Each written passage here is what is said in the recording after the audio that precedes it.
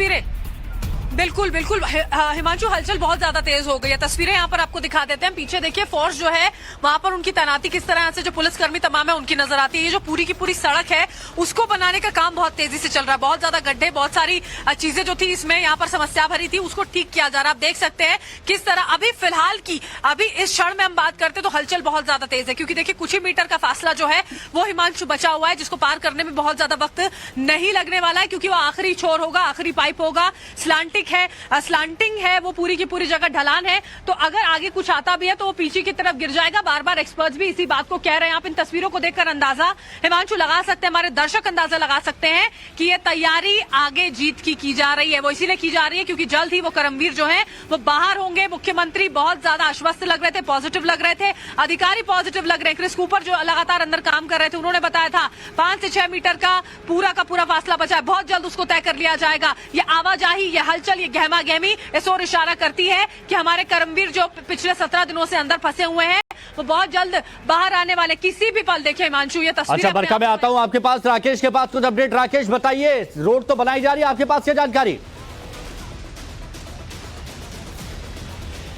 देखिए सुमित, इंतजार इस बात का है कि आखिरकार ये रेस्क्यू ऑपरेशन कब पूरा होता है, इंतजार इस बात का है। और मुख्यमंत्री पुष्कर धामी ने चूंकि प्रेस कॉन्फ्रेंस में ये कह दिया कि 52 मीटर तक पहुंच गए, 57 मिनट पर ब्रेक थ्रू मिलेगा, यानी 5 मीटर तो क्या शाम तक रेस्क्यू होने वाला है। रेस्क्यू कैसा होगा इसका एक छोटा सा डिमोन्स्ट्रेशन मैं आपको दिखाता हूं।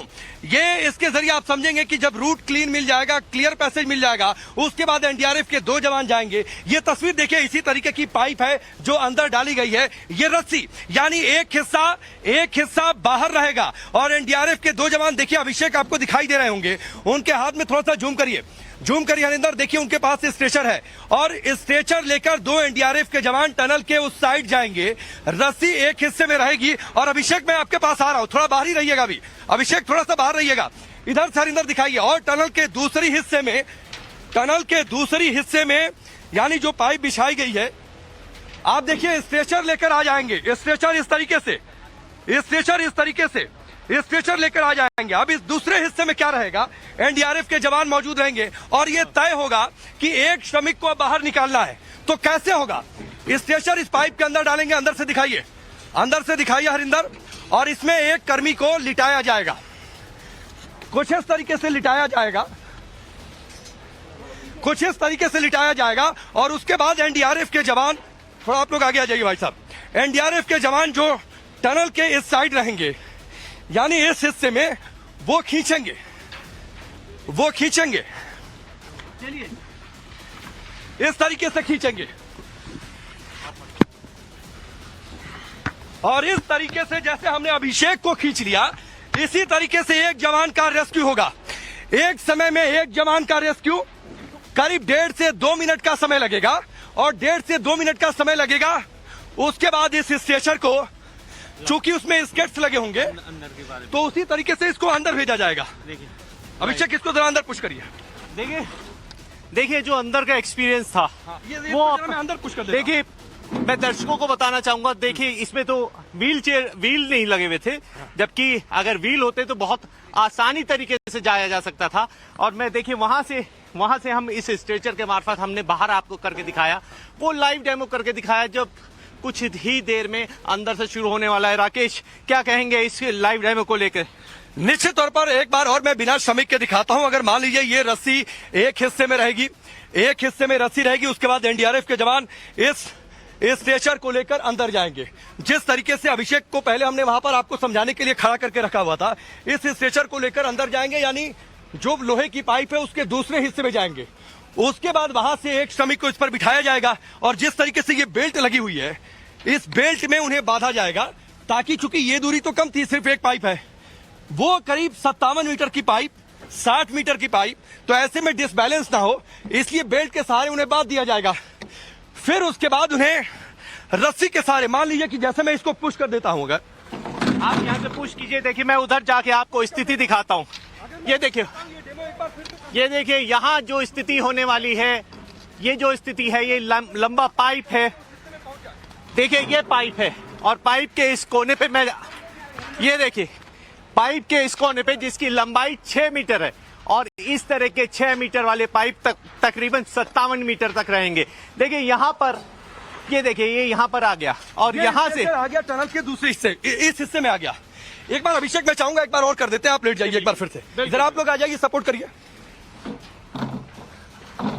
जरा आप लोग आइए सपोर्ट करिए भाई साहब, जरा आ जाइए कैमरामैन साहब आप उस तरफ पहुंचिए, उधर से दिखाइए हरिंदर।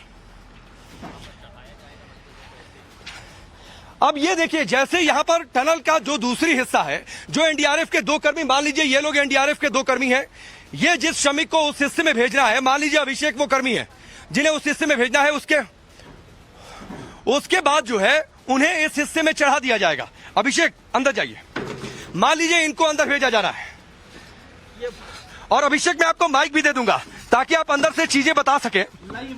हाँ माइक मैं दे देता हूं।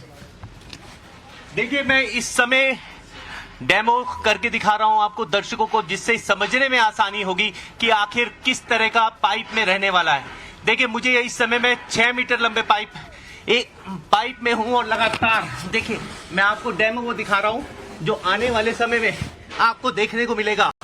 और देखिए इसी तरह से कुछ इसी तरह से श्रमिक भी बाहर आएंगे और इसी तरह से हम उन श्रमिकों का रेस्क्यू करते हुए देखेंगे और कुछ ही देर में वो खुशखबरी राकेश आने वाली है और ये प्लान सक्सेस होता हुआ नजर आ रहा है। बिल्कुल प्लान सक्सेस नजर आ रहा है। और जिस तरीके से ये डेमो हमने किया है कि ये पाइप 57 मीटर के करीब ये पाइप, और एक जवान को रेस्क्यू करने में अंदाजन 1.5 से 2 मिनट, 41 वहां पर एनडीआरएफ के कर्मचारी हैं, तो मान लीजिए कि 82 मिनट करीब 1.5 घंटे का समय, जब रूट क्लियर मिल जाएगा तब।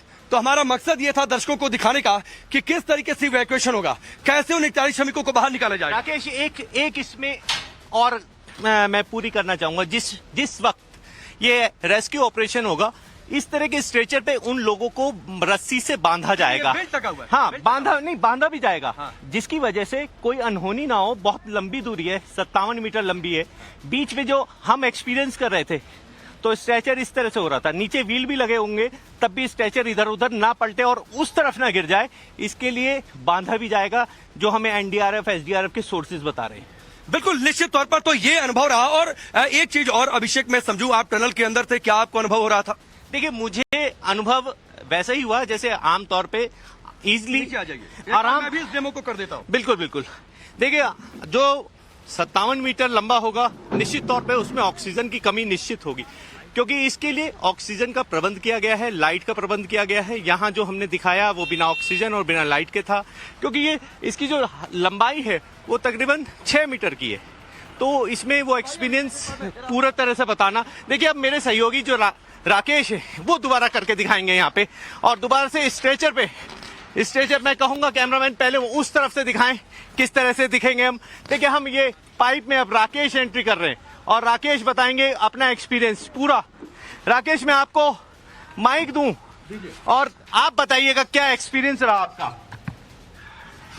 बिल्कुल देखिए मैं अब इस टनल के अंदर हूं, करीब 57 मीटर की यह टनल, और मान लीजिए कि मैं उन 41 कर्मचारियों में से हूं, 41 वर्कर्स में से हूं, 41 श्रमिकों में से हूं जो इस टनल के उस पार हैं, और उन्हें एक एक कर एनडीआरएफ के जवान रेस्क्यू करेंगे।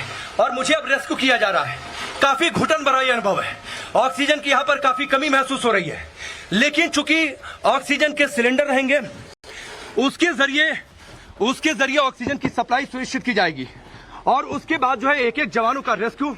निश्चित तौर पर आप सोचिए जो पिछले 16-17 दिनों से वर्कर्स इसके अंदर फंसे हुए हैं, जो श्रमिक फंसे हुए हैं, उनको इस टनल से निकालना बहुत बड़ा मुश्किल काम है।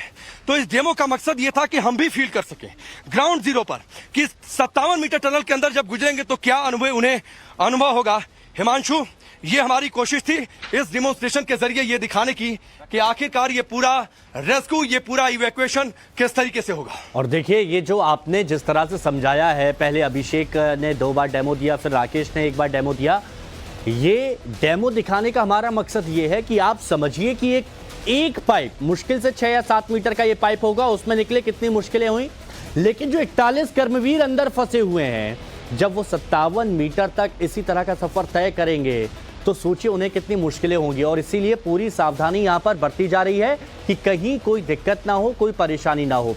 बरखा भी हमारे साथ में बनी हुई है। बरखा, वहां पर क्या मैं बरखा आपके पास आऊंगा, लेकिन एक बड़ी खबर आपको बता दें, जैसे जैसे खुदाई का काम पूरा हो रहा है, कर्मवीरों को लेकर तैयारियां तेज हो गई हैं। बरखा बता रही थी जैसे ही वो बाहर निकलेंगे उसके बाद क्या करना है, ये भी प्लान तैयार कर दिया गया है। कर्मवीरों के परिजनों को निर्देश दिया गया है, कपड़े बैग तैयार रखें, बाहर निकलते ही उनको अस्पताल ले जाएगा। चिनिया लिसौर अस्पताल इन सभी 41 कर्मवीरों को पहुंचाया जाएगा, जहां पर इनके स्वास्थ्य का निरीक्षण होगा कि कहीं कोई दिक्कत नहीं, कोई परेशानी नहीं, क्योंकि 17 दिन एक जगह पर रहना, सोचिए कैसी परिस्थितियां होंगी, विषम परिस्थितियां। वहां पर ये लोग 17 दिन रहे तो इनका पूरा चेकअप किया जाएगा। एक बार फिर से राकेश का रुख करते हैं। राकेश बताइए। देखिए हिमांशु, एक डेमो तो हमने आपको दिखा दिया कि टनल से बाहर कैसे निकाला जाएगा। अभिषेक आप हमारे साथ रहिए, लेकिन टनल से बाहर निकालने के बाद क्या होगा ये भी आप जानिए। वहां पर डॉक्टर्स की टीम मौजूद रहेगी, मेडिकल एक्सपर्ट्स की टीम रहेगी, और जैसे ही वो श्रमिक बाहर निकलेंगे उनसे वो अभिषेक टीम बातचीत करेगी। उनके वाइटल्स चेक किए जाएंगे कि शरीर के जो पैरामीटर्स हैं वो ठीक से काम कर रहे हैं, नहीं कर रहे हैं। 57 मीटर के पाइप में कहीं उन्हें ऑक्सीजन की कमी तो नहीं हो गई, तो तुरंत उन्हें ऑक्सीजन भी दी जाएगी। देखिए पिछले 17 दिन से बिना ऑक्सीजन के प्रॉपर, यानी हम अगर कहें प्राकृतिक ऑक्सीजन उन्हें बिल्कुल नहीं मिल पा रही है, प्राकृतिक रूप से उन्हें ऑक्सीजन दी जा रही है। देखिए यहाँ जो हम आपको दिखा रहे हैं ये सब यहाँ पे मेडिकल स्टोर से तुरंत उनका चेकअप किया जाएगा। सबसे पहले उनका चेकअप किया जाएगा, वहाँ स्वास्थ्य केंद्र बनाया गया है, वहाँ पे तुरंत उन्हें ले जाया जाएगा, उनके ऑक्सीजन में मीटर से चेक किया जाएगा आखिर ऑक्सीजन का लेवल क्या है। 17 दिन बाद आ रहे हैं, रोशनी का भरपूर ध्यान दिया जाएगा। देखिए अगर बात करूं मौसम की, तो आज उनके मुताबिक बिल्कुल मौसम है। जिस तरह से सूरज उन्होंने पिछले 17 दिन से नहीं देखा है, आज बचाने की बात भी की जा रही थी कि सीधे डायरेक्ट सनलाइट में लेके नहीं आया जाएगा।